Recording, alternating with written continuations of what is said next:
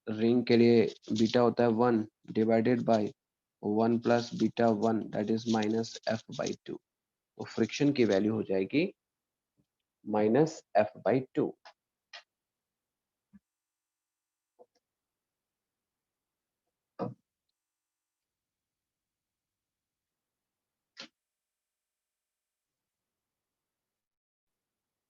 Clear?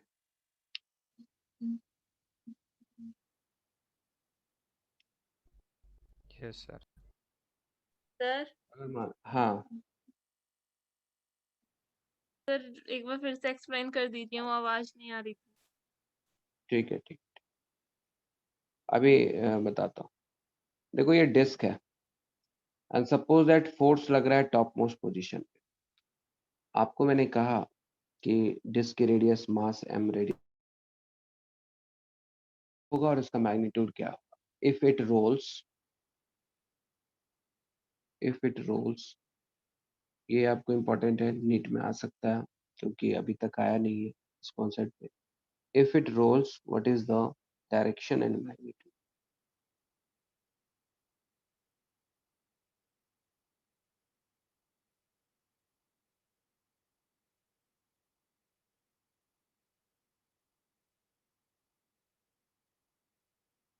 ठीक है, अब इस केस में देखिए क्या करेंगे।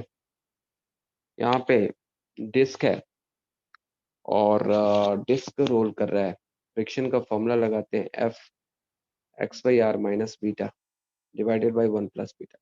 Now first of all check कि x क्या है, सेंटर से कितने डिस्टेंस ऊपर फोर्स लग रहा है टेंजेंशियली, तो x इक्वल्स टू आर है। तो यहाँ पे फ्रिक्शन सबसे पहले x बाई आर है और बीटा कितना है, तो x बाई आर कितना हो गया, r by R that is equals to 1। और बीटा यहाँ पे डिस्क है तो उसका 1/2 होता है, बीटा होता है 1/2।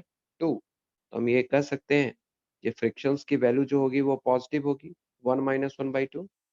ये f है 1 minus 1/2 divided by 1 plus 1/2।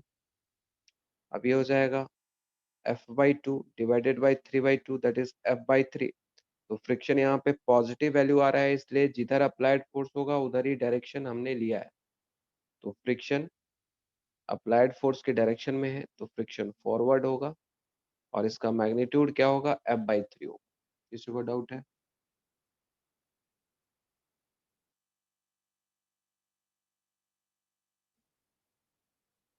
Sir हम्म ये जो अपन बीटा की वैल्यू ले रहे हैं, ये तो इसमें अपन ये मोमेंट ऑफ इनर्शिया लिख रहे हैं वो सेंटर ऑफ मास के अकॉर्डिंग लिख रहे हैं या फिर ये इसके रिम के according? Moment of inertia centre of mass के अकॉर्डिंगली। तो यहाँ पे जो फोर्स लग रहा है वो तो है ना टॉप मोस्ट पोजीशन पे लग रहा है ना, हम्म तो फिर ये अपन जो वैसे नहीं फॉर्मूला आया करेंगे? था, ये जो फॉर्मूला आया था ना, वो एक वर्सेटाइल फॉर्मूला हो गया था। मतलब जब अच्छा आपको मैंने डेरिवेशन के टर्म में बताया था, तो अब ध्यान करो, मैंने बताया था कि ये एक इक्वेशन मैंने लिखा था सेंटर ऑफ मास के अबाउट टॉर्क इक्वेशन, और एक लिखा था सेंटर ऑफ मास का फोर्स इक्वेशन, और तीसरा इक्वेशन हमने लिखा था ACM equal to alpha R. इस तीनों इक्वेशंस की मदद से मैंने ये फॉर्मूला ड्राइव किया F equal to capital F X by R minus beta 1 plus beta. ठीक है, अब ये फाइनल फॉर्मूला जो हर जगह चलेगा, इसको तभी मैंने कहा कि फॉर्मूला आपको एग्जामिनेशन में अगर याद रहेगा तो इस तरह क्वेश्चन को बहुत इजीली कर पाओगे, क्योंकि ये बुक का स्टैंडर्ड कोई फार्मूला नहीं जो किताबों में दिया रहेगा, ये ऐसा नहीं दिया रहेगा आपको, और हो सकता है इस फॉर्म में आपको कहीं दूसरी जगह भी नहीं। तो मैं जो आपको इसमें बता रहा हूँ, ये जो फॉर्मूला है फ्रिक्शन का, यदि अप्लाइड फोर्स कहीं पे दिखता है तो फ्रिक्शन की जरूरत आपको जरूर पड़ेगी, और फ्रिक्शन की जरूरत पड़ेगी तो डायरेक्शन और मैग्नीट्यूड पता करने के लिए मैंने बताया कि third equation is very useful, इसका आप यूज कर सकते हो। ठीक है, यस सर।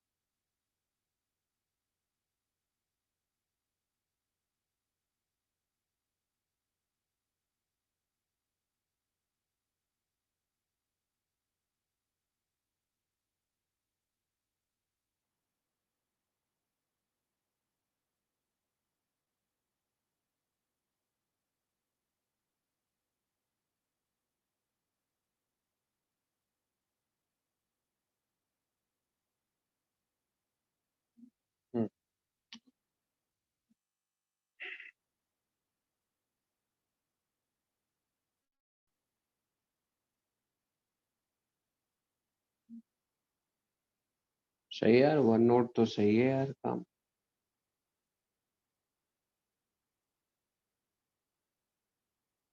अब इसमें क्या है कि ये डिलीट नहीं होता है, क्लास का बस सेक्शन नाम लिख दूंगा, फिर एनी टाइम आप मेरे से नोट्स ले सकते हाँ सर, पंकज सर भी इसी पे करवाते हैं सर। हैं। हाँ ठीक है, मैंने भी देखा जूम पे परेशानी हो रही थी, बार बार भेजना मेरे से हो रही है, क्योंकि अब देखो बायो मैथ में फिर भी एक ही सेक्शन होता है, मैं आईडी वाला सेक्शन लेता था, तो 6-7 घंटे पढ़ाने में कम से कम 200 सीट हो जाती, 20 से 25 सीट हो जाती है एक क्लास। सब हौच पौच कर जाता था, भेजने में जो है ना मेरे को आधे 1 घंटे का टाइम पेशेंस से लगता था। चलिए एक बता दीजिए आप, जैसे मान लीजिए कि आपके पास है ये रिंग है, इसमें कोमलिका बताओ, Komalika Yes, sir. what is direction and magnitude of friction force?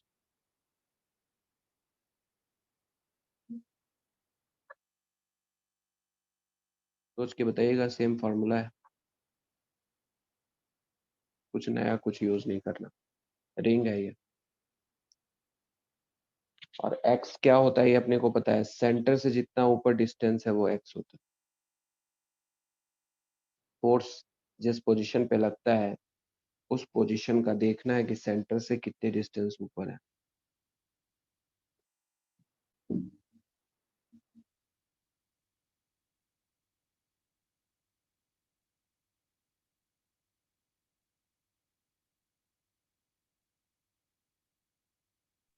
Sir friction तो पीछे लगेगा ना? फ्रिक्शन पीछे लगेगा? No sir. सर फ्रिक्शन तो 0 आ रहा है। फ्रिक्शन 0 आ रहा है ना, फ्रिक्शन 0 आ रहा है यस ना sir. Yes Komalika? Sir. Friction पीछे आ रहा है ना, देखो अब फ्रिक्शन 0 आ रहा है, x की जगह पे क्या है कोमलिका, देखो ये सेंटर से ऊपर डिस्टेंस होता है x होता है, तो x r आ रहा है ना, तो फ्रिक्शन है। बस ये फॉर्मूला बहुत काम का है, मैंने बोला ना आपको, टेस्ट करके बताया हूँ ना, तो बहुत काम करेगा ये। तो x यहाँ पे क्या है, x यहाँ पे r है, तो बीटा 1 है, और एक्स बाई आर भी r बाई आर है, दैट इज 1, 1 माइनस 1 0 है, तो फ्रिक्शन 0। यहाँ पे वो केस है कि रिंग फोर्स लगाने के बाद विदाउट फ्रिक्शन भी रोल कर सकता है। क्लियर हुआ क्या? Yes sir.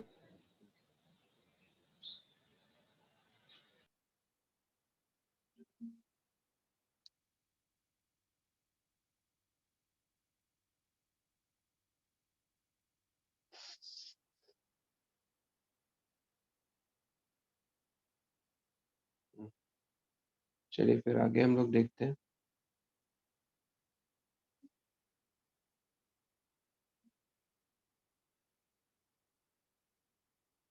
चलिए ये पार्ट हो गया, अब हम लोग देखते हैं फ्रिक्शन फोर्स के इंक्लाइंड प्लेन पे direction and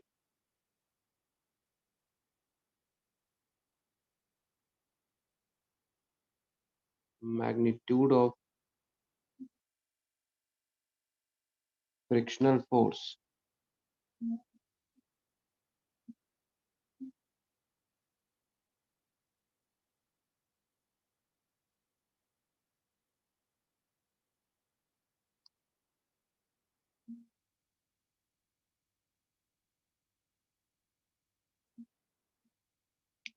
okay, direction and friction force on the inclined plane of rolling body।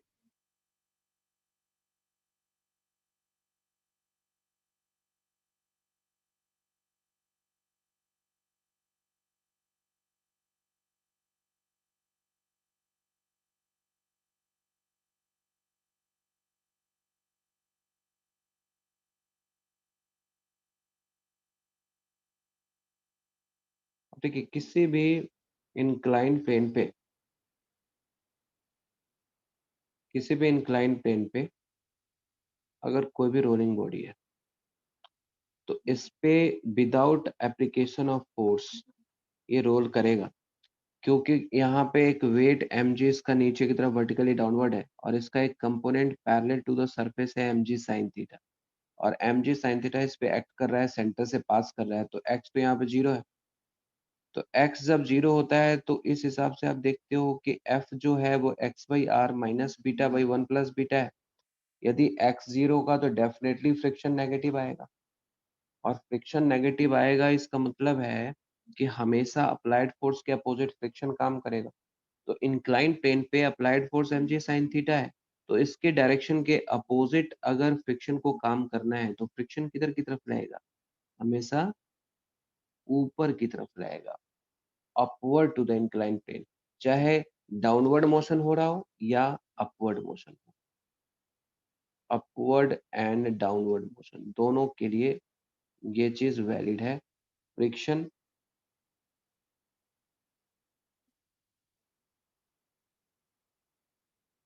acts always in the upward direction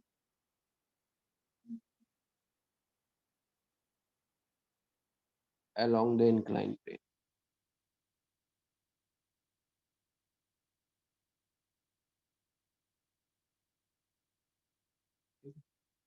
और ये इस केस में फ्रिक्शन की वैल्यू क्या हो जाएगी, तो मान लीजिए कि मैंने आपसे कहा कि फ्रिक्शंस की वैल्यू बतानी है, हमें f की वैल्यू पता है, f into X by R minus beta divided by 1 plus beta. तो फ्रिक्शन यहाँ पे लिख देते हैं, f को लिख सकते हैं mg sin थीटा, और x 0 हो गया, बीटा अपने को पता है, बीटा के टर्म में ही रहने देते हैं, डिवाइडेड बाय अपने पास 1 प्लस बीटा है। और फ्रिक्शन की वैल्यू क्या होगी, फ्रिक्शन की मैक्सिमम वैल्यू क्या हो सकती है, तो फ्रिक्शन की जो मैक्सिमम वैल्यू हो सकती है वो म्यू एन हो सकती है, और एन यहाँ पे क्या है, mg cos थीटा है, ये एन है, और इधर की तरफ mg का कंपोनेंट mg cos थीटा है।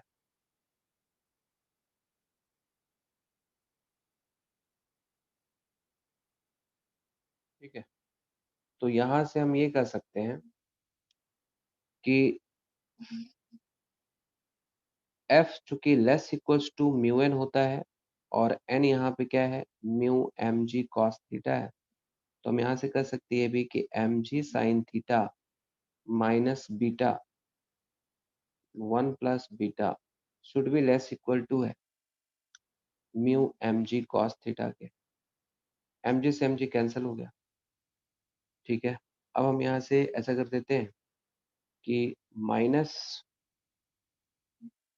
जो tan थीटा, देखो फ्रिक्शन का यहाँ पे मैग्नीट्यूड की बात कर रहे हैं, तो इसके हम मॉड की बात हम ले लेते हैं, ऐसे मॉड, तो यहाँ से हो जाएगा beta sine theta by 1 plus beta should be less equals to है म्यू कॉस थीटा, या इसको tan theta should be less equals to हो जाएगा mu into 1 plus beta divided by beta. तो ये अपने पास कंडीशन है, या तो आप म्यू का अगर निकालना चाहो तो म्यू की जो मिनिमम वैल्यू होगी वो आप म्यू यहाँ से निकाल लो, तो म्यू की मिनिमम वैल्यू हो जाएगी यहाँ से 1 plus beta 1 plus beta by beta into into tan theta.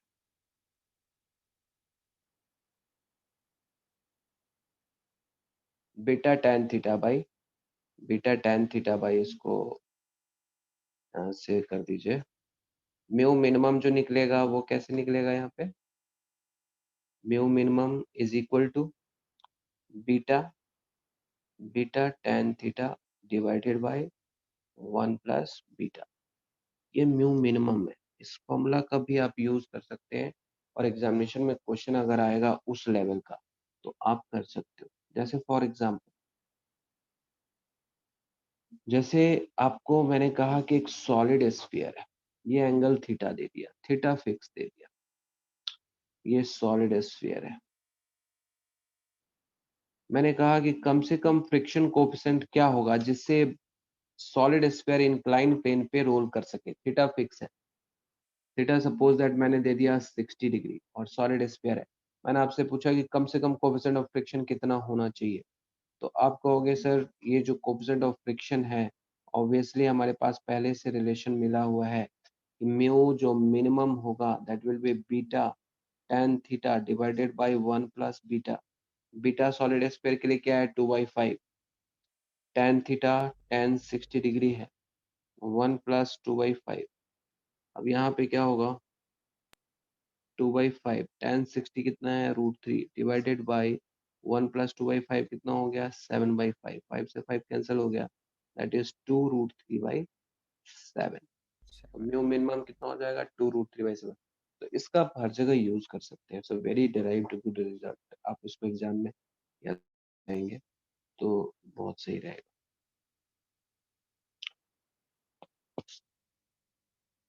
आगे बढ़ते हैं हम लोग।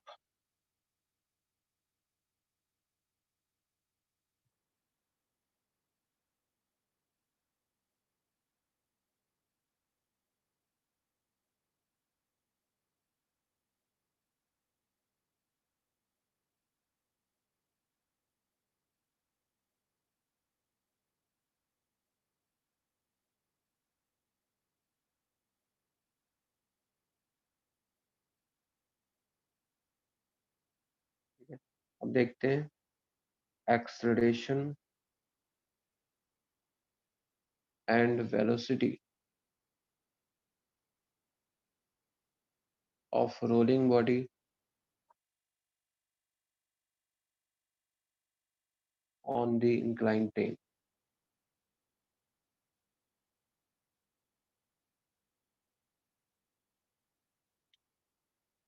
अब जैसे मान लीजिए अपने पास कोई भी रोलिंग बॉडी है, इसके एक्सेलरेशन की बात करते हैं तो ऑब्वियसली जो अपने पास फ्रिक्शन भी मैग्नीट्यूड आ चुका है और रिलेशन है अपने पास F plus F is equal to mass into acceleration of centre of mass. तो इस यूजिंग दैट फॉर्मूला आप acceleration of centre of mass निकाल सकते हैं। इसमें बेटर होगा कि आप इस acceleration of centre of mass beta के टर्म में याद रखें g sine theta by 1 plus beta. तो रोलिंग बॉडी का जो एक्सेलरेशन सेंटर ऑफ मास का होगा इधर की तरफ, चाहे अपवर्ड बात करें या डाउनवर्ड, एक्सेलरेशन होगा g sine theta by 1 plus beta. और वेलोसिटी क्या हो जाएगा, तो वेलोसिटी के लिए मान लीजिए कि वेलोसिटी एट द बॉटम आपसे पूछा जा रहा है कि रोल करने के बाद जब बॉटम पे आएगा तो इसकी वेलोसिटी क्या होगी। तो इसके लिए हमने कहा कि ये डिस्टेंस सपोज दैट s है या h है ये, तो हम इसको लिख सकते हैं v square is equal to u square plus 2acm into S.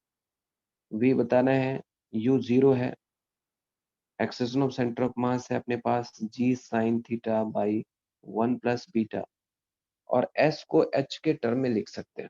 कैसे, तो साइन थीटा को लिख सकते हैं यहाँ पे परपेंडिकुलर अपॉन हाइपोटेनस, तो ये h बाई एस लिख सकते हैं। ठीक है, तो g sine theta into S है, तो इसको अगले स्टेप में वी स्क्वायर को लिख सकते हैं 2g, और साइन थीटा को हम h बाई एस लिख देते हैं और into S divided by 1 plus beta. S से एस कैंसिल हो गया तो v हो जाएगा under root 2g h 1 plus beta. ये फॉर्मूला भी आप ध्यान रखें, 2g h 1 प्लस बीटा। अब देखिए एक चीज है, एग्जामिनेशन में यहाँ पे मिस्टेक होने की संभावना है। ओके, एग्जामिनेशन में आप मान लो कि फॉर्मूला याद करके गए और वहां पे एस के टर्म में दिया हुआ है और आपने फॉर्मूला लिखा है एच के टर्म में, तो आपने उसको वही वैल्यू पुट कर दिया, ऑप्शन भी मिल जाएगा आपको उसमें, तो आप टिक कर देंगे। इसलिए आप ध्यान रखिए कि एस यूज कर रहे हैं कि एच यूज कर रहे हैं। एस यूज कर रहे हैं तो आप इस फॉर्मूला को इसी फॉर्म में लिख देंगे 2g sine theta S 1 plus beta. Clear है? Yes sir. ओके,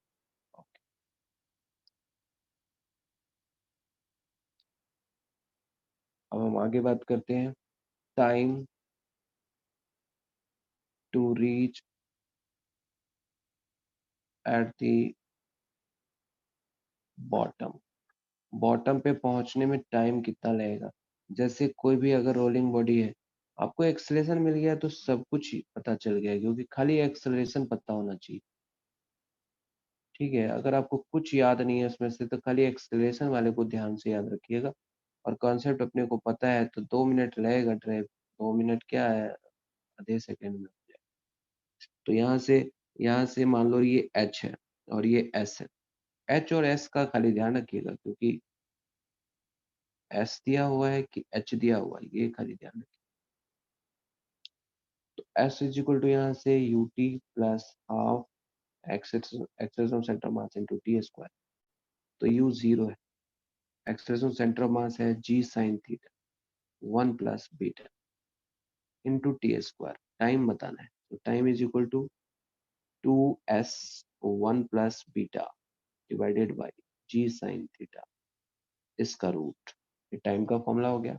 अब हम s को लिख देते हैं, क्योंकि अपने को पता है कि sine theta is equal to है एच बाई एस, तो हम s को लिख सकते हैं h by sine theta. h के टर्म में अगर हम निकालना चाहें तो हम इसको लिखेंगे 2 1 plus beta G sine theta और इंटू s की जगह पे h by sine theta, root के अंडर में है ये, तो ये हो जाएगा 2, ठीक है, h by G 1 plus beta, ठीक है, और साइन स्क्वायर थीटा आ गया तो ये रूट में साइन साइन थीटा जो होगा बाहर आ जाएगा, इसको ध्यान रखिए, रूट से बाहर है ये। देखो 2h/g है, तो बीटा का सिर्फ आप कोई भी h, अगर h हाइट से किसी पार्टिकल को रिलीज करते हैं तो टाइम ऑफ डिसेंट क्या होता है, अंडर रूट 2h/g होता है। तो यहाँ पे थीटा 90 डिग्री है और बीटा 0 है, रोटेशन नहीं है तो बीटा 0 है, तो बीटा 0 हो गया तो रिलेशन उसी में तब्दील हो गया कि नहीं। किसी भी ऑब्जेक्ट यस को, सर। हाँ, पॉइंट ऑब्जेक्ट रोटेट कभी नहीं करता, रिजिड बॉडी रोटेट करता है, तो पॉइंट ऑब्जेक्ट में रोटेशन नहीं आ रहा है तो बीटा 0 हो गया। ठीक है, उसके बाद थीटा 90 डिग्री है क्योंकि इंक्लाइन प्लेन नहीं है, तो इस हिसाब से सेटिस्फाई भी कर रहा है। तो एक तो time to reach the bottom, आपसे क्वेश्चन ऐसे पूछेगा, क्वेश्चन आपको कंपेयर करने के लिए दे देगा कि एक डिस्क है और एक रिंग है, ये रिंग का टाइम और डिस्क का टाइम, इसका टाइम बॉटम तक t1 है, इसका टाइम t2 है, सेम इंक्लाइन प्लेन पे, तो which of the following relations are true.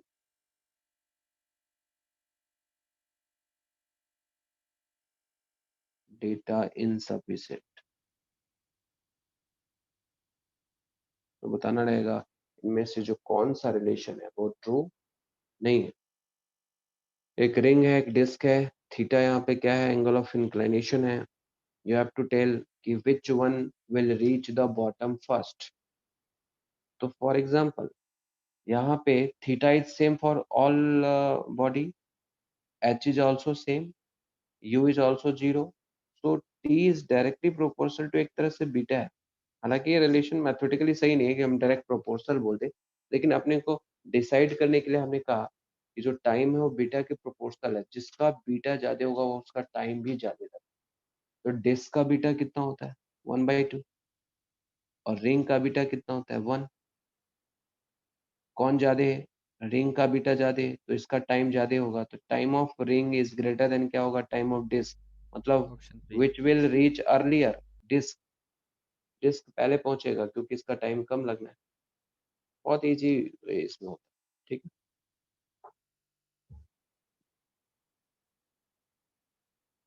तो मैकेनिकल एनर्जी कंजर्वेशन जब भी आप रोलिंग बॉडी में लगाते हैं तो बेसिकली वो वेलोसिटी और टाइम वगैरह निकालने में यूज होता है।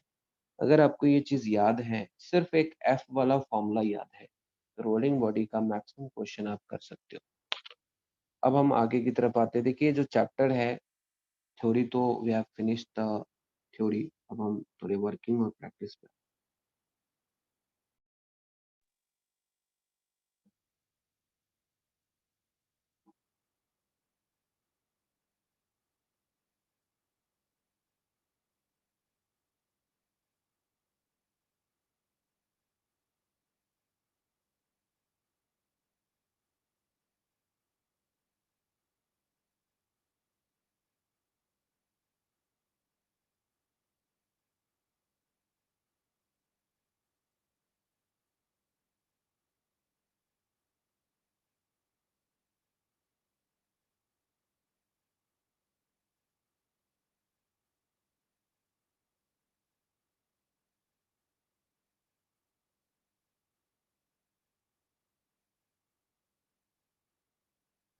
सर ये वाली पीडीएफ तो आप आज ही शेयर कर दोगे ना? इसमें शेयर देखो, एक तो मेरे पास, मैं तो कहूँगा कि स्क्रीनशॉट तो आप लेके ही रखिए, लेकिन शेयर मेरे पास ये डिलीट तो होगा नहीं, तो मैं चैप्टर के लास्ट में भी, मेरे लिए थोड़ा सा ये इसलिए है कि सीक्वेंस का जो है ना, मेरे को अब सही रहेगा, ऑफलाइन की तरफ पता चलते रहेगा, क्योंकि मैं तो पिछला शीट देख लूँगा। शेयरिंग हो जाता तो बहुत अच्छा होता, लेकिन इसमें कल मैंने कोशिश किया था, व्हाट्सएप पे जा नहीं रहा था पीडीएफ का। लिटिल बिट सिस्टम की प्रॉब्लम है या मुझे ट्रेनिंग की ज़रूरत है, वो देखना पड़ेगा। आजकल मैं ठीक कर लेता हूँ, अभी तो है ही इसमें, अभी आप स्क्रीनशॉट ले लीजिएगा आज। सर वैसे ऊपर इसका ऑप्शन कर दीजिए थोड़ी शीट स्क्रीनशॉट के लिए। सर स्टार्टिंग से दिखा दो आज की क्लास का, ले लेते हैं साथ में। चलो फिर देखा सकते हैं।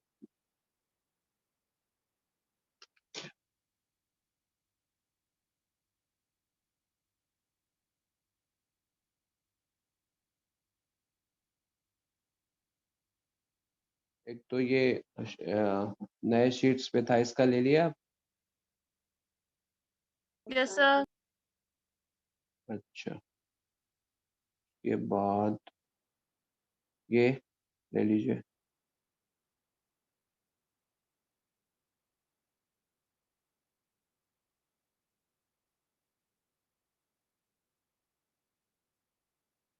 सर एक बार फिर से नीचे करिए।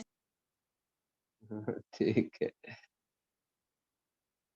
मैं पीडीएफ भेज दूंगा, टेंशन ना लो, भेज दूंगा। Okay sir. ये हो गया, ये हो गया। इसमें तो यस सर। 5-6 मिनट तो मेरा इसी में चला गया, 5-7 मिनट शुरू में चला गया था, टाइम बहुत वेस्ट हो जाता है, टाइम बढ़ा भी नहीं सकते, क्योंकि 1.5 घंटा करूँ तो शाम वाली क्लास में वो एंटर हो जाता है।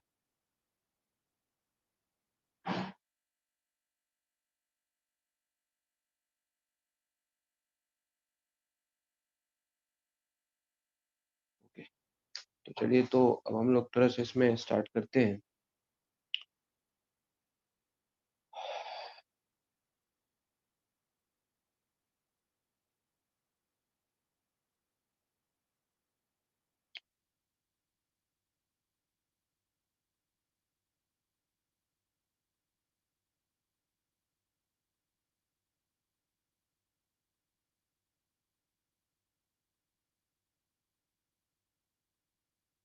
देखो, जो कॉन्सेप्ट्स है, इसको आप थोड़ा क्लियर करके रखिए। जैसे सबसे पहले हम लोग देख लेते हैं, जो मोस्ट इम्पोर्टेंट है, जो मेन कॉन्सेप्ट जो है वो है, एक तो कंजर्वेशन ऑफ एंगुलर मोमेंटम।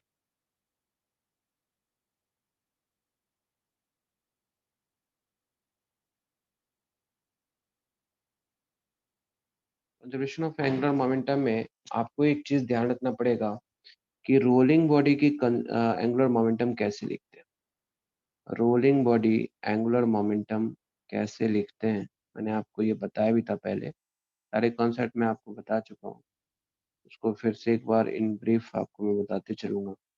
जैसे मान लीजिए डिस्क है, और ये वीसीएम से आगे ट्रांसलेट कर रहा है, ओमेगा से रोटेट कर रहा है, ऑरिजिन ओ यहाँ पे है, ओ के अबाउट इसकी एंगुलर मोमेंटम लिखना है। तो मैंने कहा कि जो रोलिंग बॉडी है, उसका एंगुलर मोमेंटम का दो एंगुलर मोमेंटम का दो पार्ट होता है, एक रोटेशन वाला होता है और एक ट्रांसलेशन वाला। ठीक है, तो रोटेशन वाला जो एंगुलर मोमेंटम होता है वो हमेशा आईसीएम ओमेगा होता है, और ट्रांसलेशन वाला जो होता है वो हमेशा, इसको आप क्या करेंगे, पार्टिकल्स मान लेंगे, और अपने को पता है कि जिस पॉइंट के ओ के अबाउट एंगुलर मोमेंटम बताना है, वेलोसिटी के लाइन ऑफ एक्शंस पे, वहां पे एक परपेंडिकुलर ड्रॉ करते हैं। तो परपेंडिकुलर जब ड्रॉ करते हैं तो ये हमें मिल जाता है, डिस्टेंस आर के इक्वल हो जाता है। तो ऑब्वियसली इसका मैंने कहा था कि डायरेक्शंस के लिए क्या करेंगे, जैसे देखो इसकी कंटिन्यूसली पोजीशन वेक्टर इस तरह से चेंज हो रही है डिफरेंट डिफरेंट पोजीशंस के लिए, तो पोजीशन वेक्टर इधर से क्लॉकवाइज, ठीक है, क्लॉकवाइज चेंज हो रहा है, इसलिए हम इसको लिख सकते हैं आर क्रॉस एम बी से M B C M into R clockwise. चूंकि रोलिंग बॉडी है तो we C M equals to omega R भी कंडीशन तो इसमें फुलफिल होगा ही होगा। तो एल इज इक्वल टू लिख सकते हैं आई सी एम, ओमेगा को लिख दिया V C M by R plus M B C M by M B C M R. दोनों क्लॉकवाइज है, दोनों को ऐड कर दिया। आईसीएम इसको लिख दिया, रोलिंग बॉडी डिस्क है तो इसको लिख दिया half M are square into V C M by R plus M V C M R से आर कैंसिल हो गया तो एल इज इक्वल टू हो गया यहाँ पे M V C M R divided by 2 plus M V C M R. तो यहाँ से कितना हो जाएगा ये, यहाँ से ओबियसली हो जाएगा 3/2 MVCMR। हाँ 3/2 M V C M R. ये टोटल एंगुलर मोमेंटम हो गया, ठीक है। तो अब एंगुलर मोमेंटम अपने को तो पता होना ही चाहिए। अब देखिए इस पे एप्लीकेशन पे कैसे क्वेश्चन आएगा। मान लीजिए क्वेश्चन आता है कि एक बॉडी है,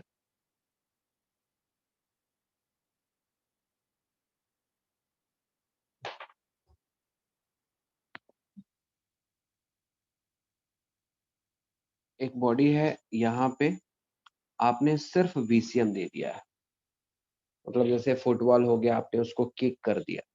बताना है कि जब ये रोल करना शुरू कर देगा तब उस समय इसकी वीसीएम डैश क्या होगी। देखो क्या होगा सिचुएशन आप समझिए। जैसे ही आपने किसी फुटबॉल ग्राउंड पे फुटबॉल को किक किया, किक करने से इसको velocity of centre of mass मिलेगा। Velocity of centre of mass मिलेगा तो ये आगे बढ़ेगा, ये पॉइंट स्लाइड करेगा, रोलिंग नहीं होगा, स्लाइड करेगा आगे की तरफ, फॉरवर्ड स्लिपिंग है तो फ्रिक्शन फोर्स पीछे की तरफ लगेगा, तो फ्रिक्शन फोर्स पीछे लग गया। अब ये फ्रिक्शन फोर्स इस सेंटर ऑफ मास के अबाउट इसको टॉर्क देना शुरू करेगा। देखो ये क्लॉकवाइज टॉर्क देना शुरू होगा तो अल्फा प्रोड्यूस हुआ फ्रिक्शन के कारण, टॉर्क लगा तो अल्फा आया, टॉर्क लगा तो अल्फा आया, और अल्फा से क्या आया, ओमेगा आया। तो एक टर्म आया धीरे धीरे ओमेगा आया। तो ओमेगा आर का प्रोडक्ट और वीसीएम डैश, मान लीजिए कि यहाँ पे ओमेगा आ चुका है तो इस पॉइंट पे रोलिंग कंडीशन होने के लिए VCM dash should be equal to होना चाहिए ओमेगा आर। अब हम क्या करेंगे, हमें वीसीएम डैश निकालना है। इस क्वेश्चन को सॉल्व करने के लिए हम लोग करते क्या है कि angular momentum conservation, angular momentum conservation किस पॉइंट के अबाउट करते हैं, तो हमने क्या करा, इस पॉइंट ओ के अबाउट एंगुलर मोमेंटम कंजर्वेशन। ये ग्राउंड पे ये पॉइंट ओ है जो कि फिक्स है, चाहे रोलिंग बॉडी कहीं भी हो, हमने इस पॉइंट ओ के अबाउट एंगुलर मोमेंटम किया है। तो इनिशियली सिर्फ एम वी सी एम इंटू आर क्लॉकवाइज है, रोटेशन तो था नहीं। आफ्टर रोटेशन ये इसका एम वी सी एम डैश इंटू आर है।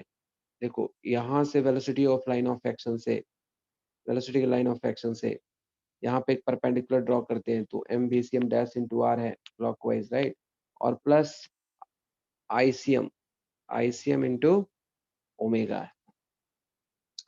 अब यहाँ से रिलेशन हमें चूंकि वीसीएम डैश निकालना है तो M VCM R is equal to लिख दिया M VCM dash R plus ICM को हम ऐसा कर देते हैं कुछ भी सॉलिड स्फीयर या हॉलो स्फीयर लेकर के भी कर सकते हैं।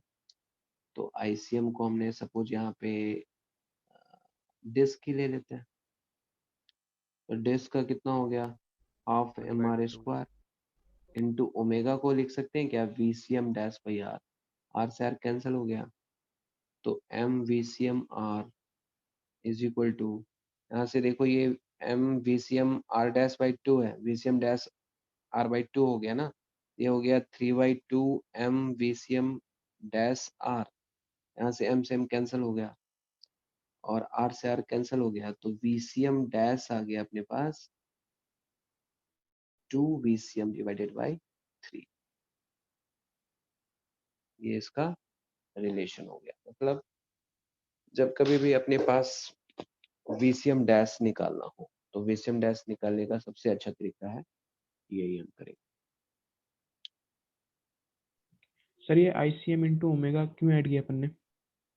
आईसीएम ओमेगा ये यहाँ पे तो रोल करना शुरू कर दिया था ना, जैसे मैंने क्या कहा, इसकी पूरे मैकेनिज्म बताया कि पहले आपने किक किया इसको, द बॉल इज किक्ड या डिस्क इज किक्ड, तो किक्ड करने से sir velocity of centre of mass मिला। Velocity of centre of mass मिलने के बाद ये आगे बढ़ा, तो पॉइंट जो है नीचे वाला पॉइंट ग्राउंड के कांटेक्ट में स्लिप किया, फॉरवर्ड स्लिपिंग है तो फ्रिक्शन लग गया बैकवर्ड। फ्रिक्शन जैसे ही डेवलप होता है यहाँ पे, तो फ्रिक्शन टॉर्क लगाना शुरू किया सेंटर ऑफ मास के अबाउट, तो फ्रिक्शन क्लॉकवाइज देखो यहाँ पे टॉर्क लगा रहा है, तो जब टॉर्क लगाएगा तो ऑब्वियसली क्या होगा, एंगुलर एक्सेलरेशन डेवलप होगा। Torque is equal to I alpha से, अल्फा आ गया, अल्फा आ गया। उसके बाद अपने को पता है कि omega final is equal to होता है omega initial plus alpha T, तो यहाँ से ओमेगा भी डेवलप होगा तो ओमेगा आ जाएगा। तो हमने ये मान लिया कि फाइनल जो ओमेगा है वो यहाँ पे लिख दिया हमने, और वीसीएम थोड़ा सा रिड्यूस होगा। क्यों रिड्यूस होगा? क्योंकि फ्रिक्शन क्या करेगा, वीसीएम को रिटार्ड करेगा। देखो यहाँ पे फ्रिक्शन वीसीएम के अपोजिट है, मोशन के अपोजिट है, तो ये क्या करेगा, वीसीएम को कम करेगा। तो वीसीएम वीसीएम डैश हो गया। देखो रिजल्ट में भी ये 2 वीसीएम बाई 3 आ रहा है, तो पहले वीसीएम से कम ही है। तो वीसीएम डैश और ओमेगा इसका क्या है, न्यू पैरामीटर्स है जब ये रोल करना शुरू कर चुका है। तो वीसीएम डैश यहाँ पे क्या है, 2 वीसीएम बाई 3।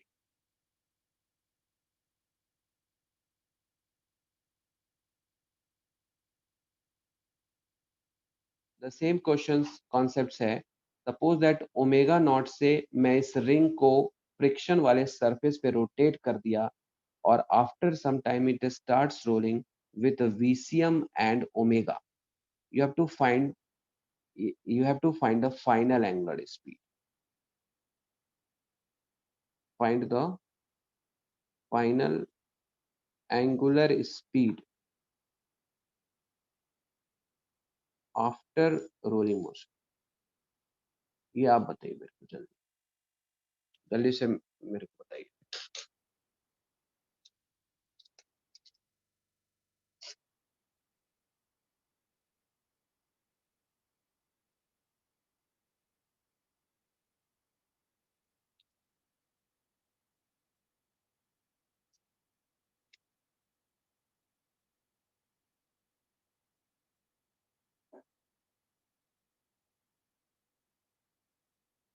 सेम कॉन्सेप्ट है।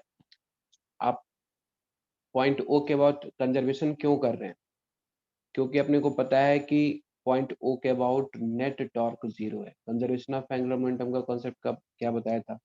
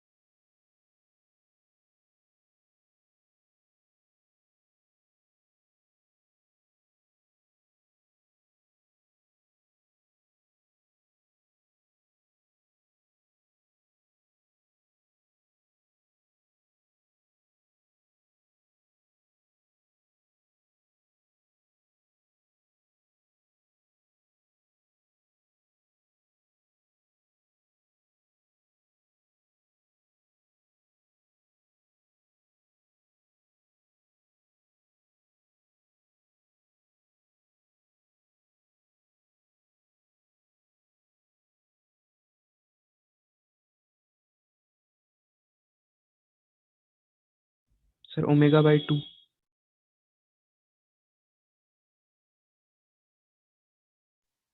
यस सर, यही आ रहा है। Omega naught bye 2।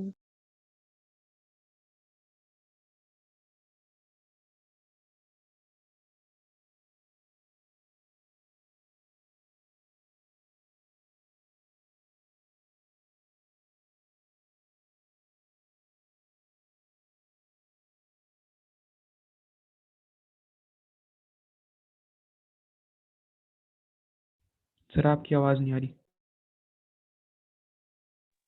हाँ, पहले मैं बता रहा हूँ इसमें कि इनिशियली आप क्या है, सिर्फ ये एंगुलर स्पीड क्या है, ओमेगा नॉट।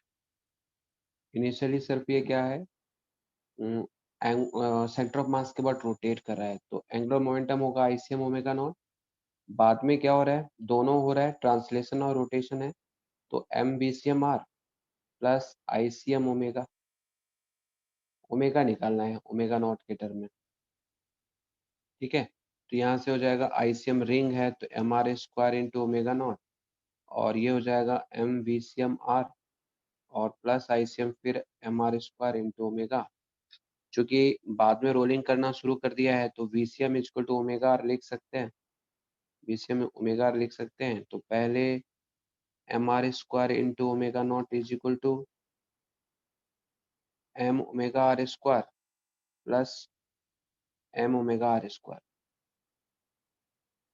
तो omega naught is equal to हो गया 2m omega r square, m से एम कैंसिल हो जाएगा, आर स्क्वायर से आर स्क्वायर कैंसिल हो गया, तो ओमेगा जो हो जाएगा वो ओमेगा नॉट बाई 2 हो जाएगा।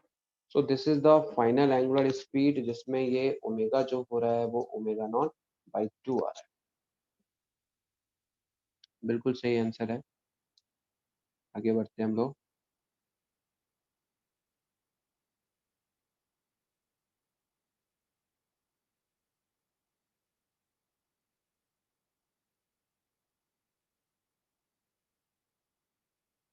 एक तो यहाँ पे जो है ना, कंजर्वेशन ऑफ एंगुलर मोमेंटम बहुत ही मोस्ट इंपॉर्टेंट कॉन्सेप्ट है। एक रोलिंग मोशन और एक कंजर्वेशन ऑफ एंगुलर मोमेंटम और एंगुलर मोमेंटम, ये दो तीन टाइप ऑफ क्वेश्चंस हैं जो बहुत ज्यादा आते हैं।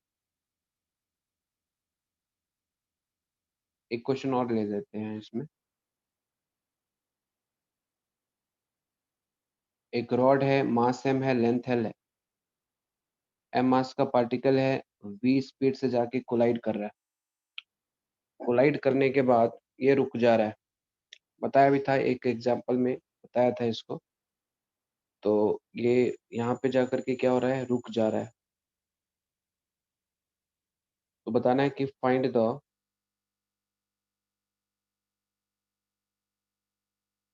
Angular speed of the rod. Mass यहाँ पे मैं ले लेता हूँ 2 kg, पार्टिकल की मास है 1 kg, लेंथ ले लिया है 2 मीटर, स्पीड जो है वो ले लिया 10 मीटर पर सेकेंड। अब डेटा में आपको बताना है find the angular speed of the rod. अगर आपने नोट्स बनाया होगा तो पहले सेम क्वेश्चन मैंने बताया है, एक बार उसको आप समझिए कि मैं conservation of angular momentum, collision के केस में हमेशा रोटेशन में conservation of angular momentum use करेंगे। यहाँ पे किस पॉइंट के अबाउट करेंगे, यहाँ पे सेंटर ऑफ मास जो पॉइंट है ना, उसके अबाउट यहाँ पे कंजर्वेशन करेंगे। किसी भी पॉइंट ओ के अबाउट भी कर सकते हैं, यानी कंजर्वेशन हम इस पॉइंट ओ के अबाउट भी कर सकते हैं, क्योंकि ग्राउंड यहाँ पे स्मूथ है। तो किसी भी पॉइंट से, चाहे वो सेंटर ऑफ मास वाला जो पॉइंट है वो क्या है, पॉइंट जो लेते हैं वो फिक्स पॉइंट लेते हैं, तो सेंटर ऑफ मास के नीचे जो ग्राउंड पे पॉइंट है उस पॉइंट को ले रहे हैं, ठीक है। तो इसके अबाउट आप कंजर्वेशन ऑफ एंगुलर मोमेंटम कर सकते हैं। इनिशियली देखो एम भी इंटू एल बाई 2 होगा, ये एंटी क्लॉकवाइज होगा। देखो मास m है, वेलोसिटी v है और पॉइंट ये है, वेलोसिटी के लाइन ऑफ एक्शन पे ये एल बाई 2 है, तो एम भी एल बाई 2। रॉड का 0 है, बाद में पार्टिकल का 0 हो गया और रॉड का हो गया।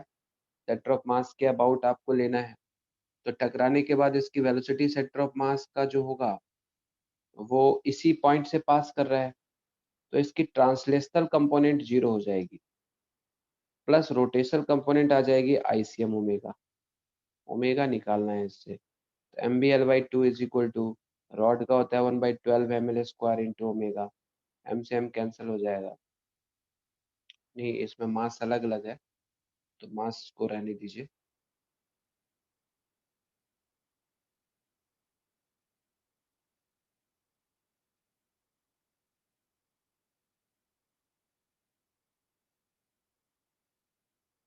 टू से 6 हो गया, तो 6 mv बाई ml, ये ओमेगा हो जाएगा। ठीक है,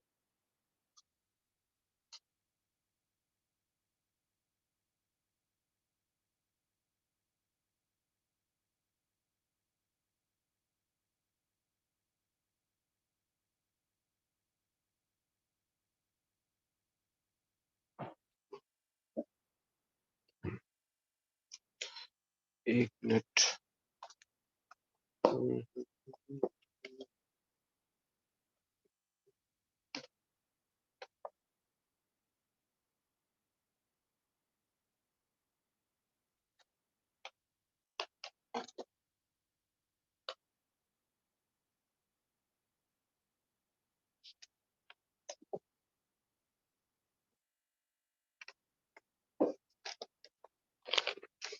देखिए, होमवर्क लिख लीजिए आप, इसकी प्रैक्टिस आगे कंटिन्यू रहेगा नेक्स्ट क्लास में।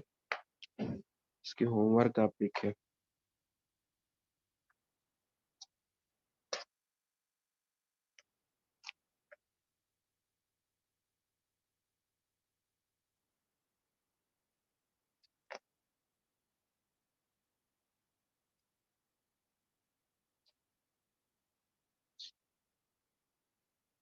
In chapter exercise F, practice exercise 7 rotation वाले में, practice exercise 7 in chapter exercise F। उसके बाद फंडामेंटल का आपको करना है 1 से लेकर के 50 तक, 1 to 50 फंडामेंटल का आपको नेक्स्ट क्लास में करके आना है। और इम्पेक्केबल करना है आपको, कल ही क्लास है, तो 50 60 70 ज्यादा नहीं देता हूँ। इम्पेक्केबल करना है बस 15 तक, सर ठीक है, इम्पेकेबल 15 तक, 1 to 15, यस सर। 1 to 15 इम्पेक्केबल हो गया in chapter okay exercise F। और सबका होना चाहिए, नहीं तो फिर मैं पेरेंट्स से बात करूंगा, डायरेक्ट बता रहा हूँ, आप लोग काम नहीं करते हैं।